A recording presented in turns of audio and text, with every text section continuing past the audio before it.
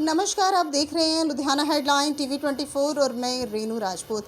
देश में डेंगू के मरीजों की जो संख्या है वो बहुत तेज़ी से बढ़ रही है और जिसमें कि लोगों की जो टेंशन है वो भी काफ़ी बढ़ गई है। डेंगू और वायरल फीवर के जो लक्षण हैं वो बिल्कुल एक जैसे होते हैं, जिससे कि लोग इनमें अंतर नहीं समझ पाते। तो ऐसी स्थिति में क्या होता है कि मरीज की जो हालत है वो ख़राब हो जाती है और सही समय पर अगर डेंगू के मरीजों के लक्षण ना पहचाने जाएं तो समय पर अगर उन्हें इलाज नहीं मिल पाएगा तो ये जानलेवा भी हो सकता है।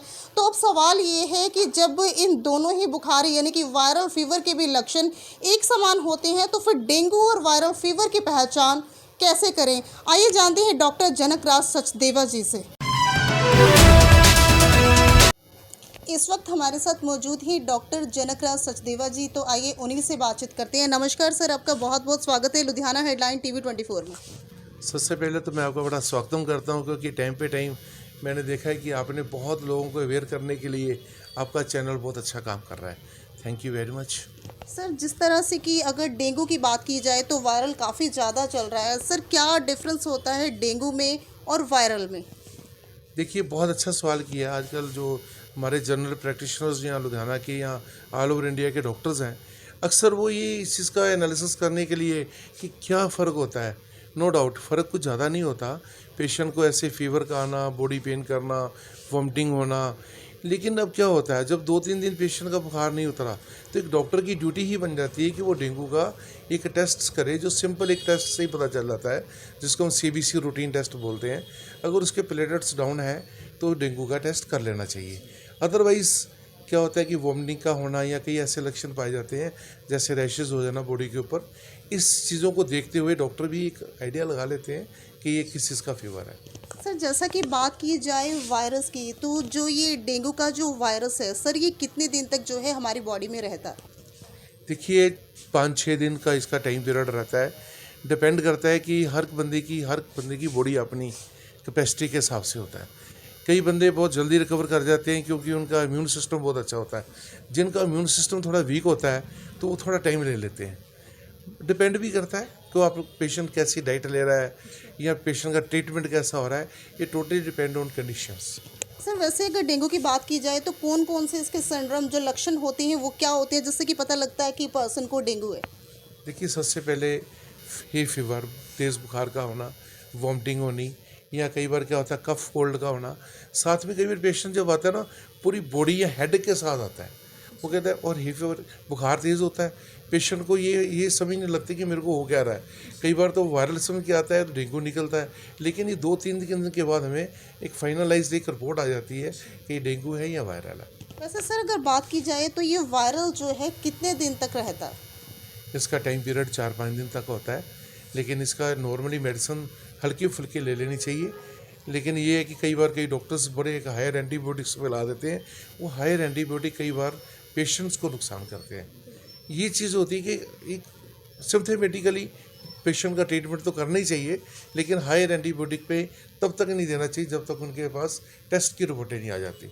सर, अगर पेशेंट की बात की जाए तो इतनी ज़्यादा वीकनेस जो है बॉडी में आ जाती है, पेशेंट खाना पीना भी छोड़ देता है।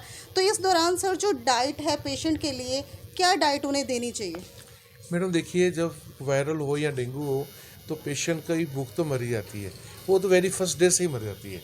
वो पेशेंट लूज ऑफ एपेटाइट के साथ आता है कि जी सर मेरे को भूख नहीं लग रही है, वो है, क्योंकि वीकनेस भी आती है। कोई भी चीज़ वायरस अटैक करेगा तो नेचुरली बात है, एक वीकनेस का होना एक स्वाभाविक भी है, भूख ना लगना ये भी एक स्वाभाविक ही है। ये कितने टाइम तक रहता है या क्या खाना चाहिए, इसके लिए तो एक बहुत अच्छी चीज़ है कि देखिए, लाइट फूड, हेल्दी डाइट हर 2-3 घंटे बाद खाए पेशेंट। लेकिन ऐसी डाइट या ऐसी चीज़ मत ले जिसके कारण उसको वॉमिटिंग आने की सेंसेशन हो। वॉमिटिंग ना आए, कम खाए, चाहे 2-3 घंटे बाद खाए, लिक्विड ज़्यादा ले। इन चीज़ों के साथ पेशेंट को थोड़ा हम लोग एडवाइस करते हैं ये चीज़ें लेनी चाहिए। सर, कुछ पेशेंट्स इस प्रकार के भी होते हैं जो डॉक्टर की सलाह ना लेते हुए देसी दवाइयों का सेवन करते हैं या खुद से कुछ इस तरह की चीज़ें जो आयुर्वेदिक होती हैं घर में यूज़ करते हैं, जैसे कि कई चीज़ों की जड़ें वगैरह भी आती हैं, जड़ी बूटियाँ टाइप, वो यूज़ करते हैं और फिर उसका सेवन करते हैं। क्या सर, इस बुखार में वो चीज़ें लेना उचित है या डॉक्टर सलाह लेना सबसे ज़्यादा स्पेशल होता है इस चीज़ में? देखिए, भारत देश में बैठे हैं, तो भारत देश की एक वो टेंडेंसी रही है कि भी पेशेंट या जो लोग हैं वो अपना देसी ट्रीटमेंट करते आए हैं और होता भी रहेगा, ये चीज़ें तो चलती रहेंगी। लेकिन क्या होता है कि कुछ टोटके ऐसे रहते हैं घरों में और लोगों के पास भी रहते हैं जो लोग अपने तरीके से ये काम करते रहते हैं। लेकिन ठीक है, उसके साथ इम्यून सिस्टम बढ़ जाता है, ऐसा नहीं है इम्यून सिस्टम। लेकिन कई ऐसी चीज़ें होती हैं जैसे कोई चीज़ खा लें उसके साथ वॉमिटिंग आ जाए तो वो गलत होता है। अगर इम्यून सिस्टम बढ़ा रहे हो और घर में कोई अच्छे माता बुजुर्ग हैं या वैद्य हैं, वो कुछ एडवाइस कर रहे हैं तो कोई इतनी बड़ी बात नहीं है। लेकिन ऐसा भी ना हो कि अपने घर में बैठ के अपने आप को कोई नुकसान पहुंचाओ। बिल्कुल सर, मैं एग्री हूँ आपसे, क्योंकि कई बार ऐसा भी होता है, सोशल मीडिया का ज़माना है और जो लोग हैं अधिकतर गूगल को ही अपना डॉक्टर माने बैठे होते हैं। तो उसमें ऐसा होता है कि देखते हैं कि बकरी का दूध ले लिया जाए या पपीतों के पत्तों का रस ले लिया जाए तो शायद मेडिसिन की ज़रूरत ना पड़े। लेकिन अगर यही सब करके इलाज होता है तो फिर डॉक्टर्स क्या करेंगे, फिर उनकी क्या ज़रूरत है। सर, क्या एक मैसेज जो है ऐसे लोगों को आप देना चाहेंगे कि डॉक्टर की सलाह लेना मोस्ट इम्पॉर्टेंट होता है इन केसेस में? देखिए, बहुत अच्छी बात कही आपने। देखिए, दो बातें होती हैं। एक तो मेडिकल लाइन के साथ ये चलता है कि डॉक्टर की सलाह लेनी तो मैं समझता हूँ बहुत ज़रूरी बात है। चाहे डॉक्टर कोई भी है उसको अच्छी उनसे राय लेनी ही चाहिए। जो भी फैमिली के अंदर उनका फैमिली डॉक्टर रहता है, राय ज़रूर लेनी चाहिए। आपने एक सवाल किया बकरी के दूध का और पपाया के जो पत्ते वगैरह लीव्स होते हैं उसके, तो ये जो चीज़ें बनी हुई हैं ना बुजुर्गों की, इसको एक ऐड ऑन करते हैं ना कोई लोग, कईयों को पच भी जाता है, अच्छी बात है, ये ऐसी बात नहीं है, ये कोई बुरी चीज़ नहीं है, कर लेना चाहिए।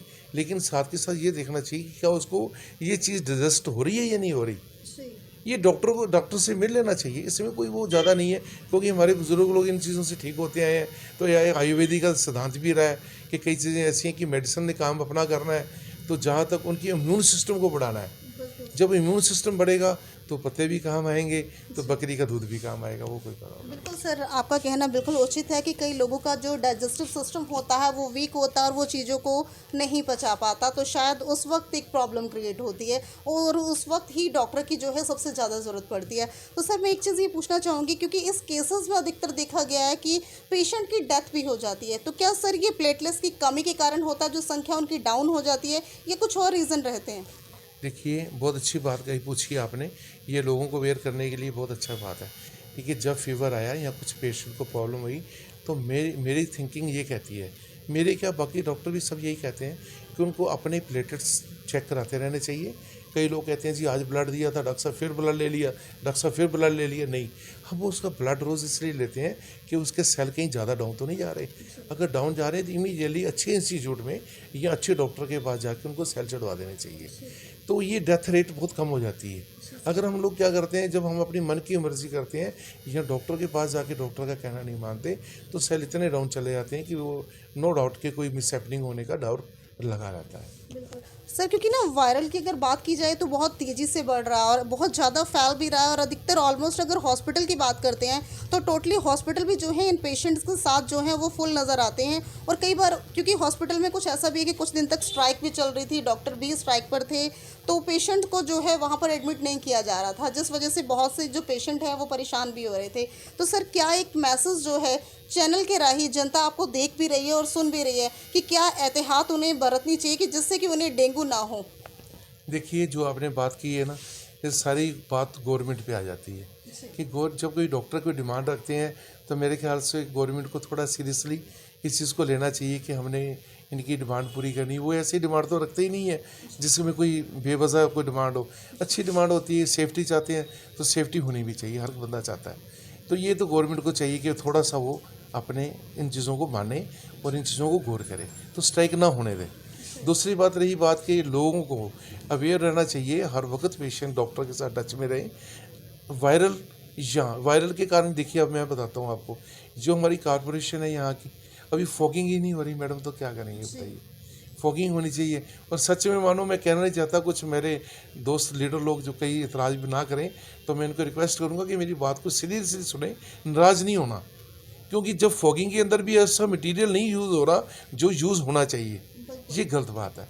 क्योंकि हमने लोगों की हेल्थ के लिए की है, लोगों ने आपको चुन के भेजा है, चाहे वो एमएलए साहब हैं हमारे, चाहे वो काउंसलर साहब हैं ना, तो उनको हमने चुन के भेजा है, तो वो चाहिए कि अच्छा मटेरियल लगाएं, फॉगिंग टाइम से कराएं। तो कैसे गवर्नमेंट अगर साथ दे तो मेरे को लगता है कि पब्लिक का बीमार नहीं हो सकती। तो पब्लिक खुद अपना ख्याल भी रखे, अच्छी बात है। बिल्कुल, जैसे कि डॉक्टर जनकराज सचदेवा जी ने बताया, क्योंकि इनके पास तो अधिकतर जो पेशेंट आते हैं, क्योंकि जनकराज सचदेवा जी ही एक लुधियाना के ऐसे डॉक्टर हैं जो फ्री ऑफ कॉस्ट भी पेशेंट को देख लेते हैं और मेडिसिन्स भी देते हैं। बहुत सी संस्थाओं के लिए फ्री में जाकर इन्हें पेशेंट जो है देखते हुए भी देखा गया है कि यहाँ तक कि टोटली जो उनका इलाज है वो बिल्कुल फ्री में करते हैं। और इनका कहना बिल्कुल जायज़ है कि फॉगिंग सिस्टम पर भी ध्यान दिया जाए। जितनी भी एमएलए साहब हैं, फॉगिंग सिस्टम में ही बता दिया जा रहा है, बिल्कुल सही कहा जा रहा है कि इसमें जो मटेरियल है वो थर्ड क्लास कंपनी का यूज़ होता है, जिससे कि बेनिफिट नहीं हो पा रहा, क्योंकि फॉगिंग सिस्टम ही बहुत ज़्यादा ज़रूरी है जिससे कि ये डेंगू पनपे ही ना। आगे की जानकारी के लिए जुड़े रहिए लुधियाना हेडलाइन TV 24 के साथ।